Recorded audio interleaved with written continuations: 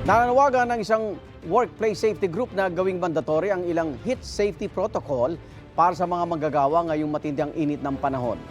Kabilang dyan ang heat breaks na may bayad, medical checkups, maayos na ventilation, adjusted work hours at libreng access sa inuming tubig. Wala pang bagong pahayag ang Department of Labor and Employment, pero dati na silang may labor advisory na inaatasan ng mga employers na tiyaking ligtas ang kanilang mga manggagawa sa epekto ng sobrang init. Simula ngayong araw, magtitigil pasada muli ang Grupong Piston bilang protesta sa PUV Modernization Program.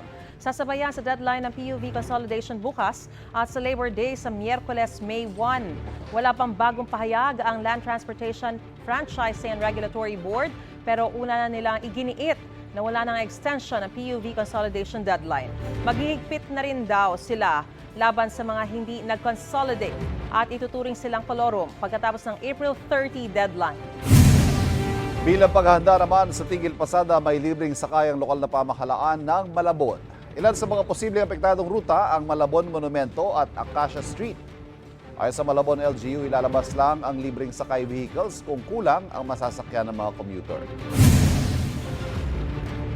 Kapuso, para laging una ka sa mga balita, bisitahin at mag-subscribe sa GMA Integrated News sa YouTube. Sa mga kapuso abroad, samahan niyo kami sa GMA Pinoy TV at sa www.gmanews.tv.